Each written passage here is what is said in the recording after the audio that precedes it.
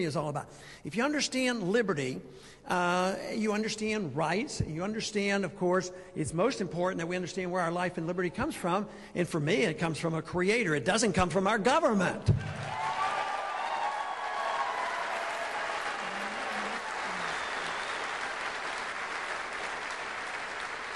Now, if we have a natural right to our life and our liberty, we should have a natural right to the fruits of our labor, which, of course, that would mean that the tax code wouldn't exist. There wouldn't be any need for it. But this is what we have to do. But the big question is, how do you bring enough people together? And a lot of people say, well, Ron, you have good ideas and we sort of like it, but you got to compromise on this in order to get some people over here to come over here and join together. I think in many ways what I've observed in Washington for 30 years has been way too much compromise. They come together. The two sides come together. Those who might want to spend money on domestic welfare get together with those who might want to spend money overseas, and they come together and they keep building, and they don't believe there's a crisis going on. So they have compromised too much. What we need, though, are building coalitions.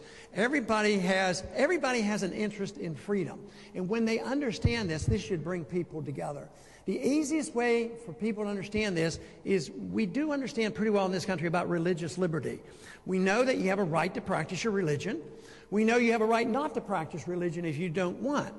But if we could translate that into all personal behavior as well as all economic behavior, that it's your life, you run your life, don't hurt anybody, don't steal from everybody, you suffer the consequences of the way you run your life, you can practice your religion as you see fit, you can run your intellectual life as you see fit, and you have the right to spend your money as you see fit. All of a sudden,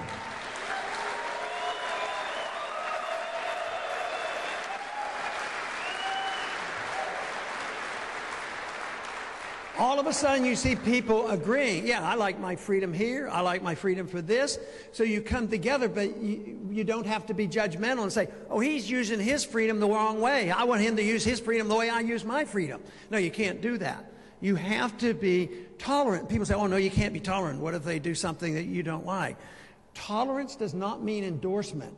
Because you tolerate freedom of choice in religion and somebody becomes an atheist, that doesn't mean that you endorse atheism.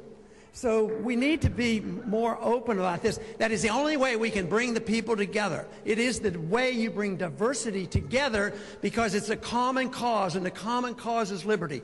Liberty is what made this country great. It is the issue that made our country prosperous. It is the issue that gave us the biggest, the largest, and richest middle class.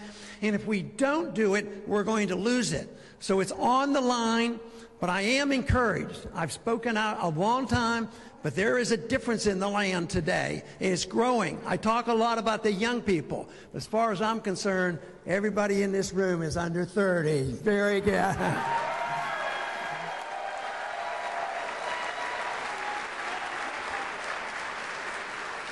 Now, it is a great cause, and one thing I talk about a whole lot, it's very serious, and we ought to have fun doing it because you'll meet allies. You meet allies in this room, and you understand it, and you bring people together. So to me, this is a serious matter. I think it's going to be resolved, maybe not in a week or two or a month or two or a year or two, but soon. It's going to be resolved because we do not know at the end point. We do not know that point when the bubbles burst. But it could happen tomorrow. It could happen a year or two or three. But when it happens, we better be prepared. And that is why I am delighted to come and visit with like-minded people who are interested and willing to lead the charge for the cause of liberty. Thank you very much.